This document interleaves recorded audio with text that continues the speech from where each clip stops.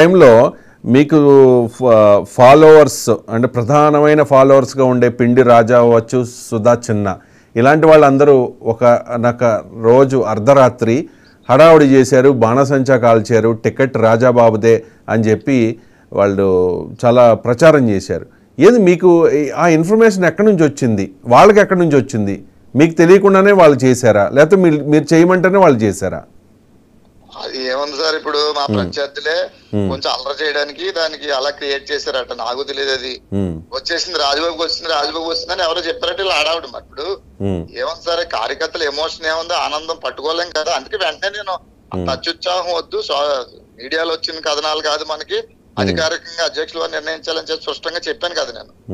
ఇప్పుడు ఈ రాజకీయంగా చాలా జాగ్రత్తలు తీసుకుని మనం పోటీలో నిలబడి మనకి బీఫామ్ వచ్చే వరకు కూడా చాలా ప్రమాదకరమైన పరిస్థితులు ఉన్నప్పుడు మనం ఎందుకు ఆర్భాటం, మనం ఎందుకు లేనిపోయిన ప్రచారాలు చేస్తామండి.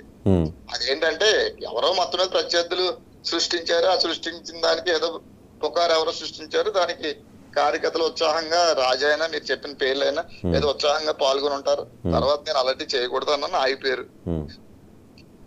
రైట్. వాళ్ళంతా ఇప్పుడు మీతోనే ఉన్నారా? మీతో టచ్ లో ఉన్నారా? నాతో టచ్ లో ఉండడానికి నేను జనసేన పార్టీని వదిలిపెట్టిన తర్వాత వాళ్ళు జనసేన పార్టీ నాయకులు కదా సార్, నాతో ఎందుకుంటారు టచ్ లో? రైట్. ఇప్పుడు జనసేన పార్టీని వదిలేసిన వెంటనే వాళ్ళు మీకు డిటాచ్ అయ్యారన్నమాట. రైట్. అండ్ ఫైనల్గా మీ రాజకీయ భవిష్యత్ కార్యాచరణ ఏ రకంగా ఉండబోతోంది? మీరు వైసీపీలోకి వెళ్తారనే ప్రచారం ఎక్కువ జరుగుతోంది. ఆల్రెడీ మీరు మిథున్ రెడ్డి ఇంటి వరకు వెళ్ళొచ్చారు కాబట్టి మీరు వైసీపీ తీర్థం పుచ్చుకోబోతూ ఉన్నారనేదే ప్రధానమైన చర్చ అమలాపురం ప్రాంతంలో. మిథున్ రెడ్డి ఇంటి వరకు వెళ్ళొచ్చాం అన్నది మాత్రం అవాస్తవం అండి. అది ఈ రోజుకి నాకు తెలియదు, కానీ అతని ఇల్లు ఎవరితోని అది కాదు, అది అవాస్తవం. కానీ ఇప్పుడు రాజకీయాల్లో ఏముందంటే ప్రచారాలు చేస్తా ఉంటాయి. ఇంకా 2 రోజులు పోతే ప్యాకేజ్ అయిపోయింది అంటారు, లేకపోతే ఇన్ని కోట్లు వచ్చింది అంటారు. ఇవన్నీ సహజం కదా సార్, మామూలే కదా జనం మాట్లాడేది. అయితే నా రాజకీయ భవిష్యత్తు అనేది ఏంటంటే, నేను అమలాపురం ప్రజల్లో తిరుగుతూ మహాసంకల్ప యాత్రలో వాళ్ళకి ఒక మాట ఇచ్చాను ప్రజలకి, మీకు అండగా ఉంటాను, అధికారం ఉన్నా లేకపోయినా, గెలిచినా గెలవకపోయినా మీ ఇంట్లో ఒక బిడ్డలా ఉంటాను, మీ అన్నగా తోడుగా ఉంటానని చెప్పాను. దానికోసమే నేను ఆ ప్రయాణం కొనసాగిస్తాను.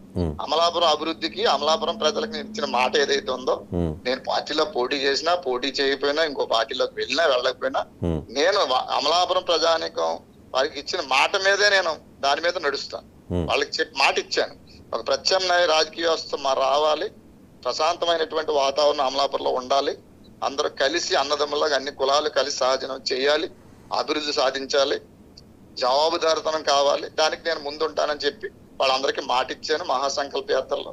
ఆ మాట కోసం నిలబడతాను. దానికోసం నేను ఒకవేళ ఏ రాజకీయ పార్టీలోకి వెళ్ళినా కానీ వీళ్ళని ఉద్దేశించి, అమలాపురం ప్రజానికాన్ని ఉద్దేశించి ఏ కార్యక్రమాన్ని చేస్తాను, వారి కోసం నిలబడతాను. మీరు పార్టీ నుంచి బయటకు వచ్చిన తర్వాత నాకు తెలిసి 1 డే అయింది ఇప్పటికి, 24 గంటల్లో ఎవరైనా వైసీపీ నాయకులు మిమ్మల్ని అప్రోచ్ అయ్యారా?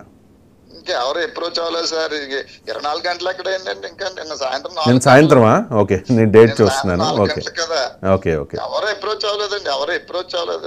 వైసీపీ వాళ్ళు అప్రోచ్ అవ్వలేదు, ఎవరు అప్రోచ్ అవ్వలేదు. అయితే ఏం చేస్తారు? ఎవరండి మిమ్మల్ని అప్రోచ్ అయ్యి వైసీపీలోకి రండి, మీ మద్దతు మాకు కావాలి అంటే ఏం చేస్తారు?